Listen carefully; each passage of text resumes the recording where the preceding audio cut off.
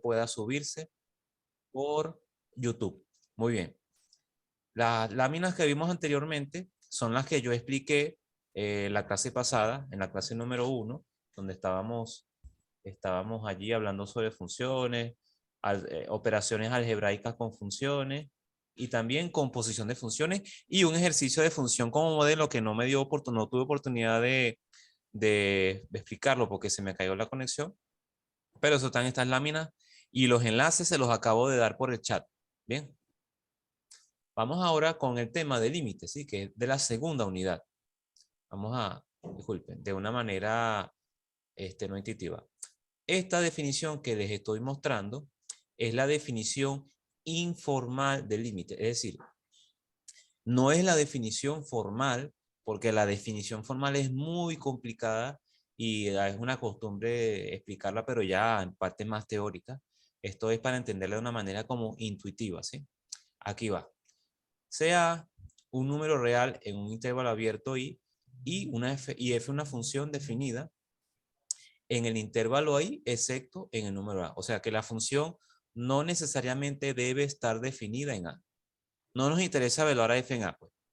Vamos a decir que el límite de la función f de x cuando x tiende a es un número real L si se cumple que cuando x está cerca de a, sin ser a, por supuesto, porque no sabemos si la función está definida en a. Entonces, bajo esa hipótesis, f de x debe estar cerca de L. Y esto, en caso afirmativo, tiene una notación. Esta notación que están observando ustedes. Límite cuando x tiende a de f de x igual L mayúscula. ¿Okay? Esa es la definición informal. Vamos a hacer algunos ejercicios prácticos, ¿de acuerdo?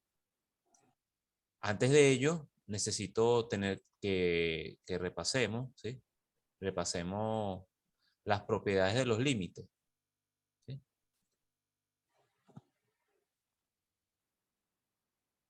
Las leyes de los límites. ¿Sí? Primero, tenemos el límite de la suma. Cuando tenemos la suma de dos funciones y le calculamos el límite, eso es el límite de cada sumando. ¿Okay? Aplicamos el límite a cada sumando. Si fuera una resta es similar, ¿sí? El límite de la resta es la resta de los límites. O sea, aplicar el límite a cada función que opera en la operación.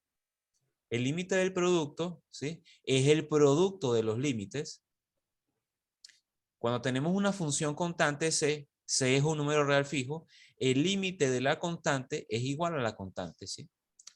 Y el límite del producto de una constante por una función es muy sencillo también. Simplemente la constante sale del proceso de límite. O sea, la constante sale y eso se puede deducir de la ley del límite del producto y límite de una constante. Y finalmente,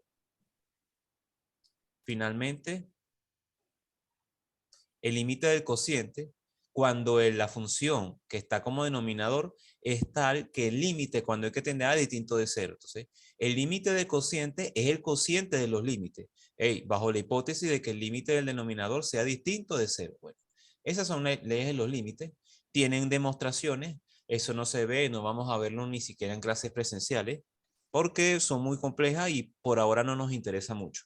Nos interesa más bien aplicarlo. Vamos con el primer ejercicio. ¿Qué tipo de función es esta que están observando acá? ¿Sí? Dígamelo por el chat. ¿Cómo se llama esta función que estamos viendo aquí? La que aparece luego de la palabra y del término límite.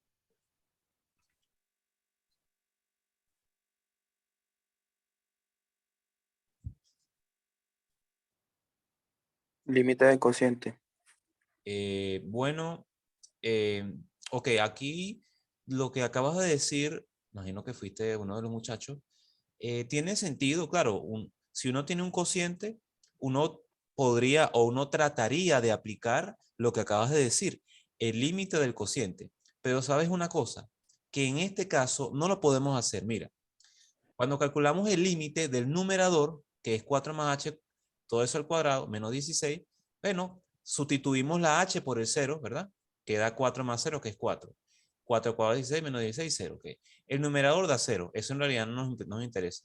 Ahora, el denominador, el límite cuando h tiende a 0 de h es igual a 0. Eso significa que en esta primera parte no podemos aplicar el límite del cociente porque el denominador no cumple con la hipótesis, ¿sí? Se dice entonces que tenemos la forma indeterminada 0 sobre 0. ¿Qué debemos hacer? Debemos eliminar la indeterminación. Y a la pregunta que yo acabo de hacer, este tipo de función se llama función racional, ¿sí? Porque arriba, en el numerador, tenemos un polinomio, claro, no está escrito de manera simplificada, pero es un polinomio. Y en el denominador también tenemos un polinomio, ¿ok? La manera de eliminar la indeterminación en el caso de funciones racionales es, bueno, existen varias formas. Una de ellas es factorizando, que se puede hacer, y la otra es haciendo operaciones algebraicas, por ejemplo, aplicando productos notables, cosas así. Entonces, miren esto que está acá. En este caso, lo resolví aplicando producto notable, ¿sí? Tenemos 4 más h al cuadrado, ¿sí? Menos 16. Vamos a hacer un procedimiento que es desarrollar el producto notable para que en el numerador quede una h y se cancele con la h que está abajo, ¿sí? Entonces, empezamos a desarrollar, ¿sí?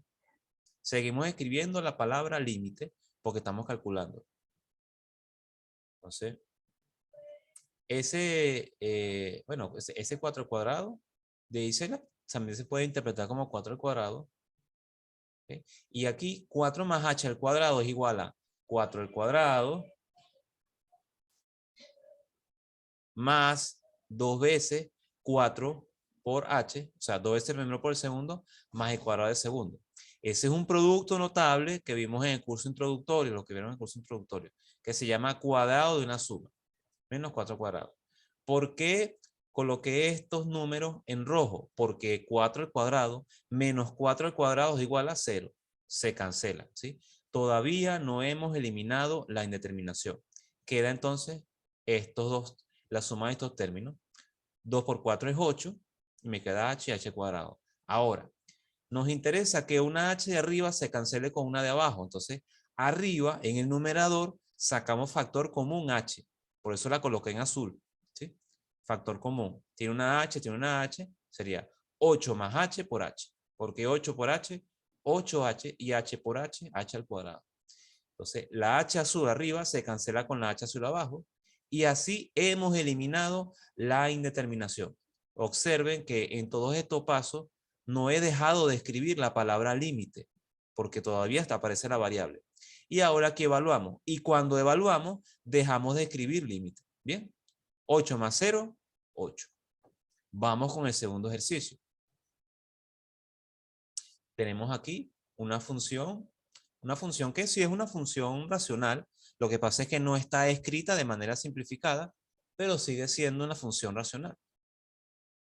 En el numerador tenemos una resta de dos fracciones y abajo tenemos un polinomio, que al final eso se puede simplificar como una función racional. Bien. Por razón de espacio en la lámina, no coloqué la forma indeterminada, pero es muy fácil verificar que tiene forma indeterminada 0 sobre 0. Vamos a eliminar la determinación.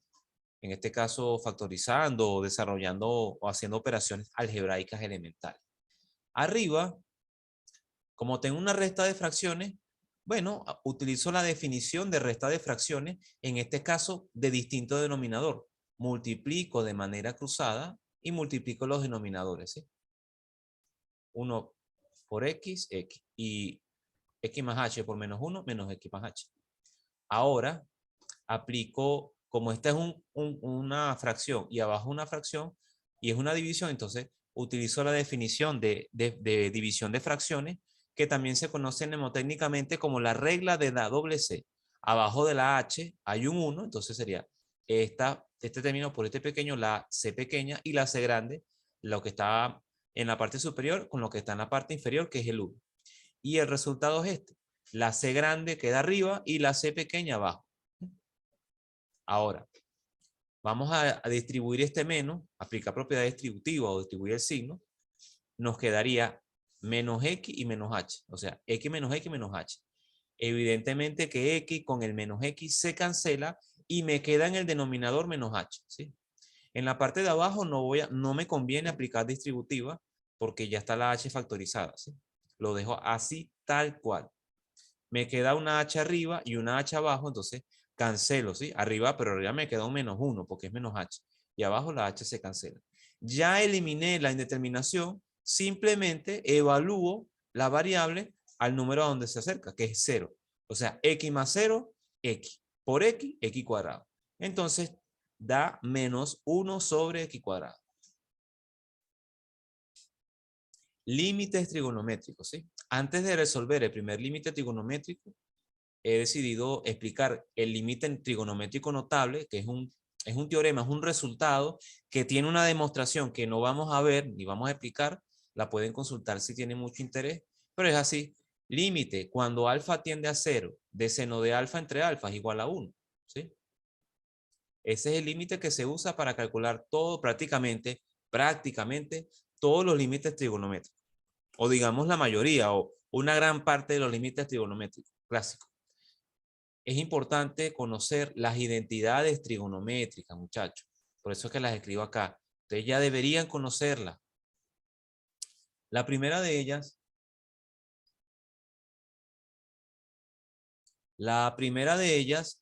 es la llamada la identidad pitagórica, ¿sí? Seno al cuadrado más seno al cuadrado de alfa más coseno al cuadrado de alfa igual a 1. Pregunto, ¿por qué esta identidad se le llama identidad pitagórica? A ver, ¿quién responde la pregunta?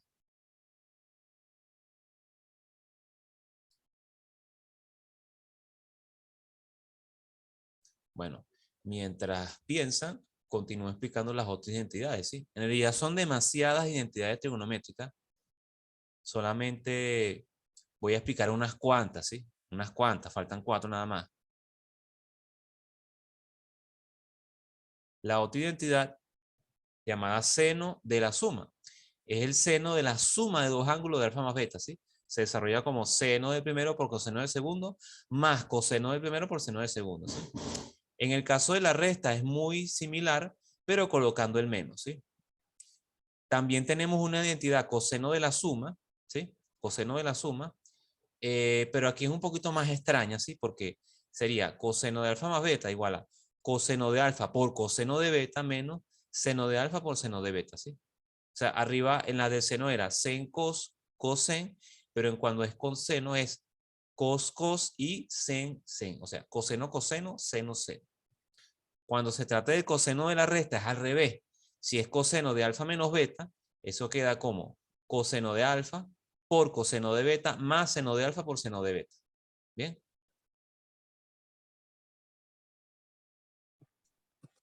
Ok. Voy a cliquear acá un momento el audio. Un momento, ¿sí? Esperen un momento. Voy a modificar una cosa.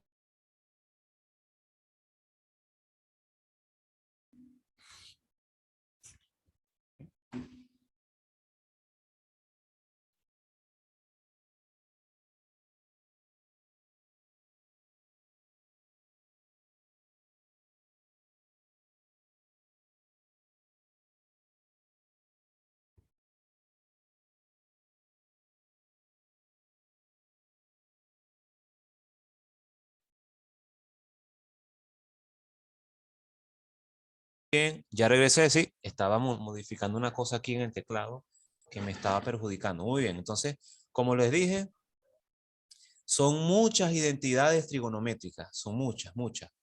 Demasiadas.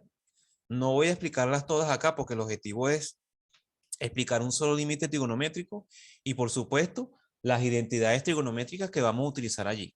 ¿Qué les recomiendo? Apréndanse todas esas identidades trigonométricas.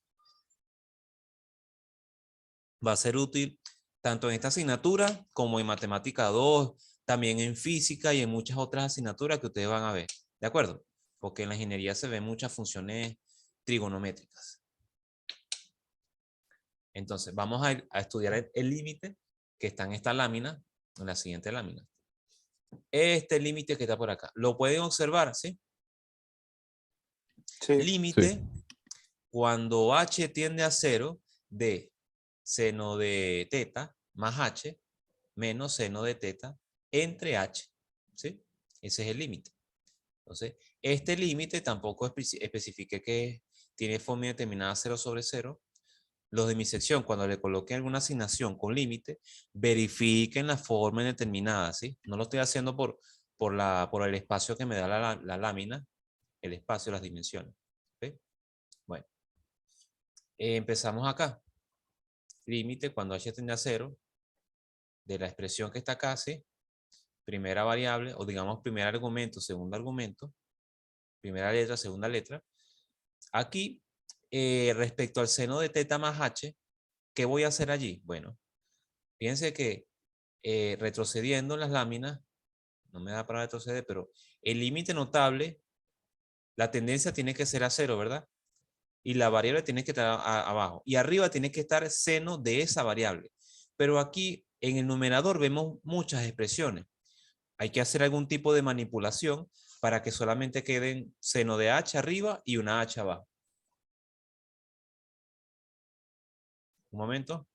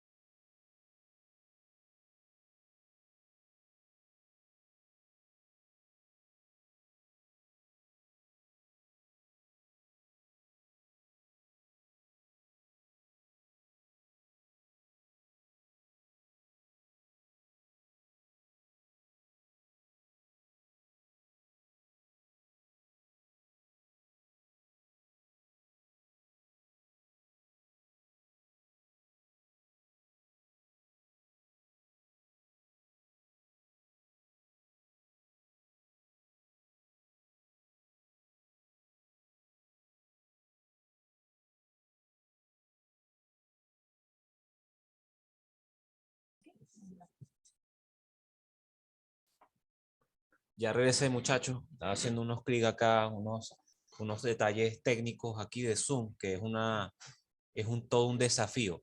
¿Pueden observar la lámina, muchachos? ¿La están observando? ¿Sí? Sí. Ok, entonces, bueno, como les decía, nos interesa que aparezca el límite notable, seno, la variable tendiendo a 0, arriba, seno de esa variable entre la variable. Y eso va a dar 1, ¿ok? Entonces, acá vemos arriba que aparece seno, correcto. Y abajo está la variable, pero arriba aparecen muchas cosas que no nos permiten aplicar ese límite notable. ¿Qué haremos? Aquí tenemos seno evaluándose en dos argumentos, teta y h. Entonces, aplicamos, ¿sí? Estos dos sumando resultan de aplicar a esta primera parte la identidad seno de la suma. Es lo que hicimos. Seno del primero por coseno del segundo más coseno del primero por seno del segundo. ¿Bien? ¿Por qué razón yo resalté el primer sumando en rojo y el último? Porque tienen un término en común. Ese término en común es el seno de teta. Bien.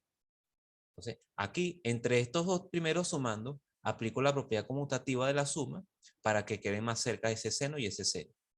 Y a continuación, en esta línea que están observando, el seno se extrae como factor común. Factorización, ¿sí? Ya estaba distribuido, ahora lo saco en común. Sería seno por coseno de h menos 1. Bien. Ahora, continuamos. Lo que hacemos es que separamos esta fracción como la suma de dos fracciones, ¿sí? Una donde aparezca esta primer sumando y otro donde aparezca este segundo sumando, ¿sí?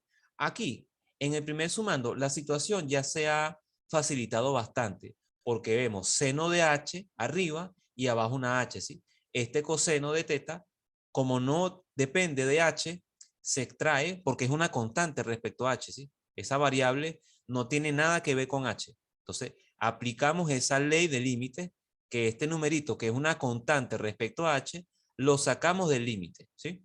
Ahora, en la parte derecha es más complicado, es más difícil, ¿sí? ¿Qué haremos? Igual, seno del ángulo, lo sacamos del proceso de límite porque no depende de h, es una constante. Y queda este término que está acá, ¿sí? Entonces, en las siguientes láminas nos vamos a concentrar simplemente en este límite que está aquí. Coseno de h menos 1 entre h. El procedimiento consiste en aplicar la identidad pitagórica. Hoy en clase presencial lo vimos, pero bueno, lo vuelvo a explicar, ¿sí? Hay una identidad pitagórica, la identidad pitagórica dice que seno al cuadrado de alfa más coseno al cuadrado de alfa igual a 1, ¿sí? Si uno pasa este coseno para el otro miembro, se transforma en es un 1 menos coseno al cuadrado, o sea, ahí podríamos utilizar la diferencia de cuadrado, una fórmula que también deberían aprenderse, ¿sí? Por eso es que este término que es coseno de h menos 1 lo multiplicamos por su conjugada, tanto arriba como abajo. Coseno de h más 1 y coseno de h más 1, ¿sí? Posiblemente queden unos detallitos acá en el Zoom. Entonces, esperen un momento. Seguramente que va a haber una pequeña pausa. No vayan a salir de la computadora, que nuestra clase continúa.